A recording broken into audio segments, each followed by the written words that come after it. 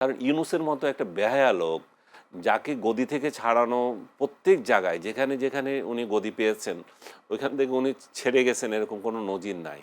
উনি এই নির্বাচনে দেওয়ার জন্য কত তালবাহানা করেছেন, স্বয়ং তারেক রহমানের সাথে তার মিটিং করতে হয়েছে, এতবার দাবি করতে হয়েছে যে নির্বাচন দেন, নির্বাচন দেন, নির্বাচন দেন।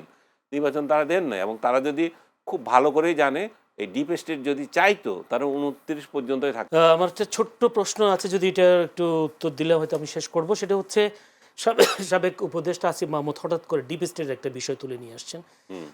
তারা ডিপ স্টেট থেকে বলা হয়েছে যে তারা যদি তাদের শর্ত কিছু মেনে নেয় বা কিছু কাজ করার সুযোগ দেয়, ২০২৯ সাল পর্যন্ত তাদেরকে ক্ষমতায় দীর্ঘায়িত করার একটা প্রস্তাব দেয়। তারা রাজি হয়নি।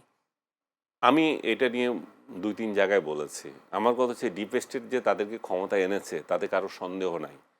ইউনূস ওদের মাধ্যমে এসেছিল, এমন একটা পরিবেশ তৈরি করেছিল, এবং এই আন্দোলনের মধ্যে ডিপ স্টেট কাজ করেছিল, তাতে করে হঠাৎ করে শেখ হাসিনার পতন হয়েছিল। এটা কেউ তো ভাবে নাই, যারা আন্দোলন করছিল তারাও ভাবে নাই, বিরোধী দলও ভাবে নাই যে শেখ হাসিনা এত তাড়াতাড়ি যেতে পারে। আন্দোলন ওই মাত্রায় গিয়েছিল, পতন হয়েছে, অ্যাট্রোসিটি সরকার করেছে, সরকারের বিরুদ্ধে করেছে, যাই হোক সেটা আমরা দেখেছি।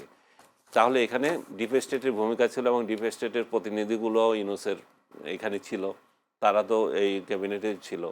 তো যারা যেভাবে থাকুক, ডিপ স্টেটকে কেউ অস্বীকার করছে না। ডিপ স্টেট সবসময় সব জায়গায় সক্রিয় থাকে। এই ধারণাটা পশ্চিমা দেশগুলো থেকে এসেছে, বাংলাদেশেও এই ধারণা প্রবেশ করে গেছে। কিন্তু আসিফ মাহমুদ যেটা দাবি করছে যে আমাদেরকে ২৯ পর্যন্ত থাকতে দিয়েছিল, সেটা হচ্ছে কমপ্লিট একটা মানে মানে বুঝানো আর কি, লোকজনকে বুঝানো। কারণ ইউনূসের মতো একটা বেহায়া লোক, যাকে গদি থেকে ছাড়ানো প্রত্যেক জায়গায় যেখানে যেখানে উনি গদি পেয়েছেন ওইখান থেকে উনি ছেড়ে গেছেন, এরকম কোনো নজির নাই। উনি এই নির্বাচনে দেওয়ার জন্য কত তালবাহানা করেছেন, স্বয়ং তারেক রহমানের সাথে তার মিটিং করতে হয়েছে, এতবার দাবি করতে হয়েছে যে নির্বাচন দেন, নির্বাচন দেন, নির্বাচন দেন।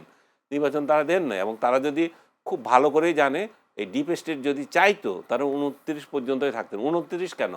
২৯ হচ্ছে হাসিনার মেয়াদ, শেখ হাসিনার সরকার ২৯ মেয়াদ ছিল। তো শেখ হাসিনা অবৈধ হয়ে গেল, তার মেয়াদ কেন বৈধ হয়ে যায় আপনার? সেটা বলেন, ২৯ কেন? আপনি তো লোকজন, ভাড়াটিয়া লোকদের দিয়ে এটাও চিৎকার করেছেন আপনাকে আজীবন চাই।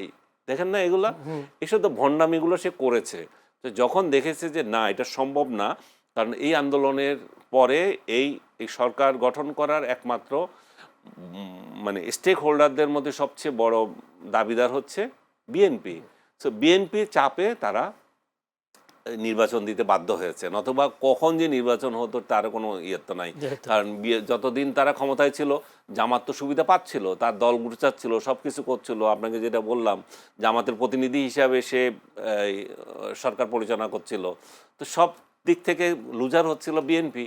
তো বিএনপি যখন চাইলো তখন ছেড়ে দিয়ে গেল। এখন এই সমস্ত গল্প শোনানো, মামার বাড়ির আবদারের কাহিনী, মানে কি বলবো, এগুলার কি উপমা দেবতা বুঝতে পারছি না। অসংখ্য ধন্যবাদ জনাব আনিস আলমগীর।